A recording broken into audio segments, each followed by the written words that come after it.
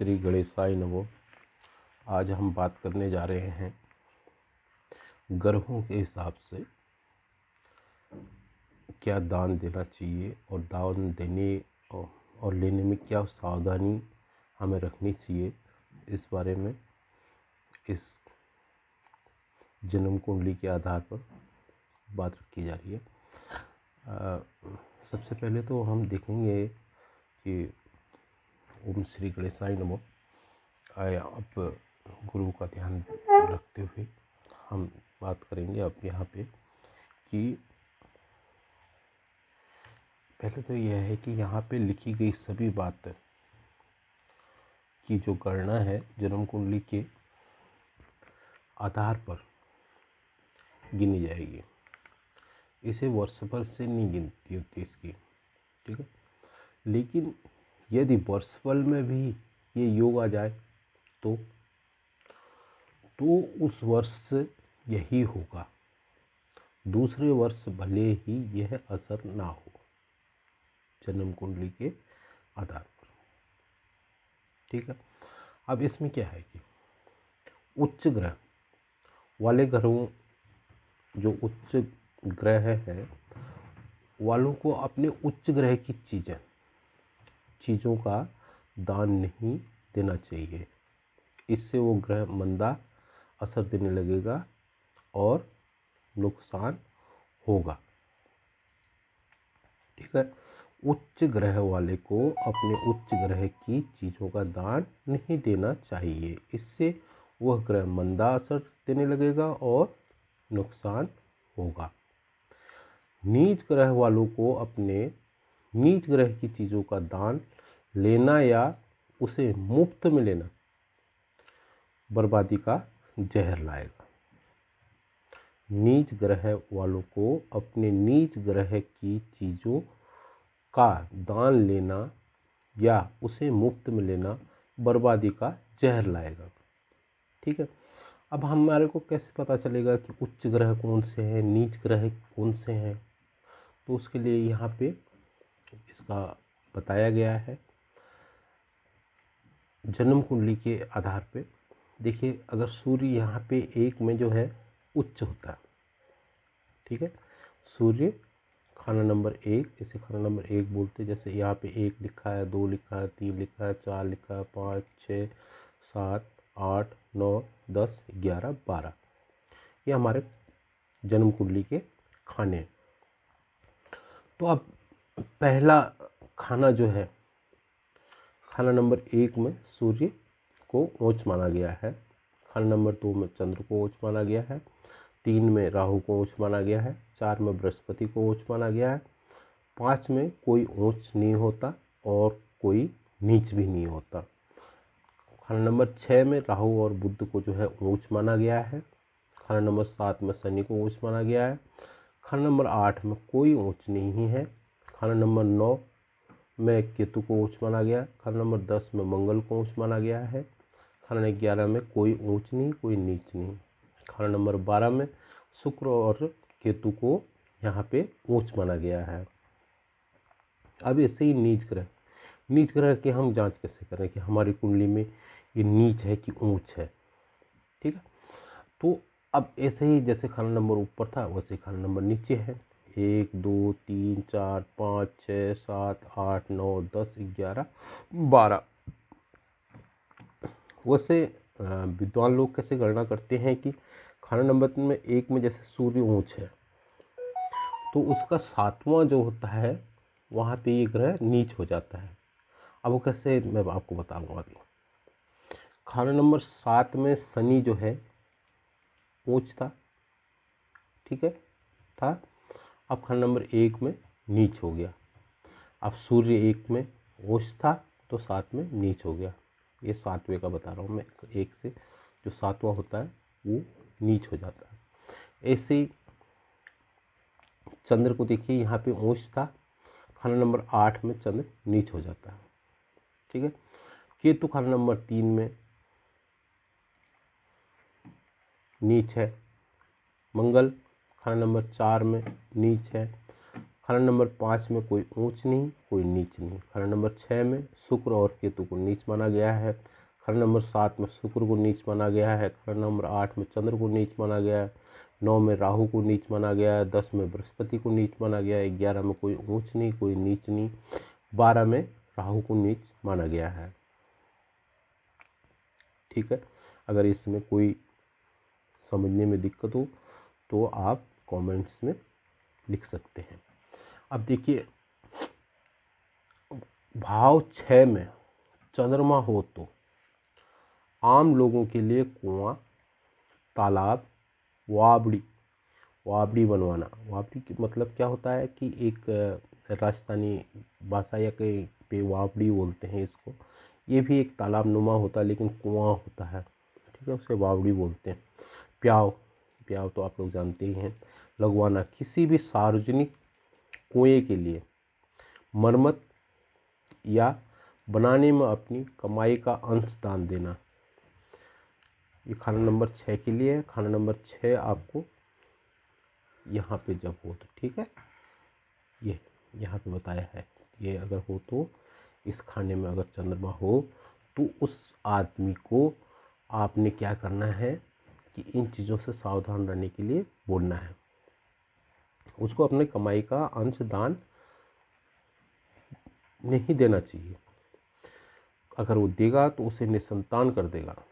खानदान में असमय मौतें होंगी। असमय मौतें का मतलब होता है कि समय समय पर मौतें होंगी। खानदानी नस्ल घटती जाएगी। खानदान में जो नस्ल है बढ़ने वाली वो घटती जाती है, ठीक है, सिर्फ ये खाना नंबर 6 में जो चंद्र है इसकी वजह से, ठीक है।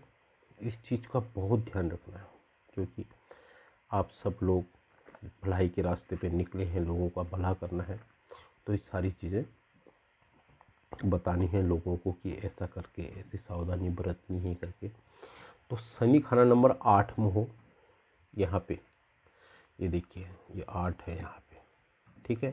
पहले इन खानों को अच्छी तरह देखिए, 1 2 3 4 करके रट लीजिए, कहीं गलती ना हो बताने में। शनि खाना नंबर 8 में हो धर्मशाला। मुसाफिर खाना वो होता है जहाँ पे लोग जा कर के मुसाफिर, जैसे कि मुसाफिर आप समझ रहे हैं कहीं दूसरे शहर में गए लोग और मुसाफिर बन कर के उनको रहने की जगह नहीं और मुफ्त का रहने के लिए मिलता है कहीं पे, तो वो मुसाफिर खाना कहलाता है। तो टेवे वाले को बिना घर बना देगा। अगर ये शनि 8 वाला ये धर्मशाला या मुसाफिर खाना अगर ऐसी चीज़ें बनवाता है तो अगर उसने इसमें से अपनी कमाई में से इस चीज़ें की तो क्या करेगा, शनि खाना नंबर 8 का बिना घर का बना देगा। जो इस जातक ऐसा करेगा, अगर ये खाना नंबर 8 वाला जातक है तो उसको इन चीज़ों के लिए सावधानी रखनी चाहिए, नहीं बनाना चाहिए।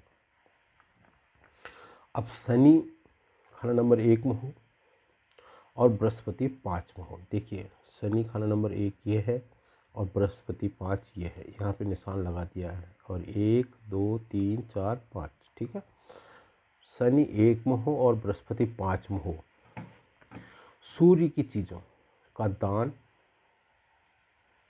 बच्चों की मौत तक करवा सकता है, बच्चों की मौत तक करवा सकता है। शनि खाना नंबर 1 में हो और बृहस्पति 5 में हो तो सूर्य की चीज़ों का दान नहीं देना चाहिए। अगर दोगे तो बच्चों की मौत तक करवा सकता है। बताइए कितना बड़ा ये योग है। और दान किसको, दान उस आदमी को जो आम मांगने वाला होता है, क्या बोलते हैं उसे, फकीर होता है ना, फकीर टाइप का, जो आम मांगने वाला फकीर जिसे बोलते हैं, उसको नहीं देना चाहिए। जैसे तांबे का सिक्का, सूर्य की चीज़ों का आपको पता होगा, मैं यहाँ पे एक हिंट दे रहा हूँ, जैसे तांबे का सिक्का, ठीक। अब चंद्रमा 4, बृहस्पति 10, खाना नंबर 4 चंद्रमा कितना अच्छा है सबको पता है, लेकिन इस योग देखिए खाना नंबर 4 में चंद्रमा हो और बृहस्पति 10 में हो, तो यहाँ पे क्या होता है कि इनकी सीधी 100% जो होती है ये मिले हुए होते हैं आपस में। तो पूजा स्थल, मंदिर, मस्जिद, गुरुद्वारा जो आम लोगों के लिए बनवाना, ठीक है। अब चंद्रमा 4 में हो, खाना नंबर 10 में बृहस्पति हो, तो ऐसे इंसान को, ऐसे जातक को पूजा स्थल, मंदिर, मस्जिद, गुरुद्वारा जो आम लोगों के लिए हो, आम लोगों के जाने के लिए हो, तो ये बिल्कुल नहीं बनवाना चाहिए। अगर ऐसा बनवाएगा तो उसके ऊपर क्या होगा देखिए, फर्जी आरोप लगेंगे, अपमान सहना पड़ेगा और झूठे आरोप में जेल, वो फांसी तक पहुंचा देगा। ये योग देखिए, खाना 4 बृहस्पति 10 होगा तो उस आदमी को बोलना है कि आपने मंदिर, मस्जिद, गुरुद्वारा जो आम लोग जिसमें आ जा सके ऐसी चीज़ें नहीं बनवानी है, उसमें आपने अपना पैसा नहीं लगाना है। अब देखिए खाना नंबर 9 शुक्र। शुक्र 9 में हो तो किसी भी छात्र की पढ़ाई के लिए खर्च देना, मुफ्त स्कूल मदरसा बनवाना, ऐसा काम या निर्णय जो इंसान को पूरी तरह गरीबी में धकेल देगा। अब खाना नंबर 9 में शुक्र हो, ठीक है, तो किसी भी छात्र की पढ़ाई के लिए खर्च देना, मतलब मुफ्त में स्कूल मदरसा या ऐसी चीज़ें बनवा देना जिसमें कि लोग जा कर के पढ़ें, उसकी कोई फीस नहीं हो। तो ऐसा निर्णय जब इंसान ले लेगा तो उसको पूरी गरीबी की तरफ धकेल देगा। उस इंसान को क्या करेगा, ये खाना नंबर 9 शुक्र ऐसा कर देगा। तो इन चीज़ों से जब ऐसे किसी जातक का हो तो उसको बोलना भाई कि आप ऐसा मत कीजिए, ऐसा करने से ये सारी चीज़ें होती हैं। अब चंद्रमा 12 में हो, ये देखिए चंद्रमा यहाँ पे 12 में है, जो मजहबी पेशवा को हर रोज़ मुफ्त में रोटी खिलाए या मुफ्त स्कूल मदरसा पाठशाला बनवाए, इतना दुखी हाल कर देगा कि पानी तक नसीब ना हो, मौत तक जो है शांति नहीं मिलती ऐसे आदमी की, ऐसे आदमी को मौत तक शांति नहीं मिलती। अब क्या करना है, ये बोल रहा है कि चंद्र 12 में हो तो मजहबी पेशवा का मतलब होता है मजहब का जो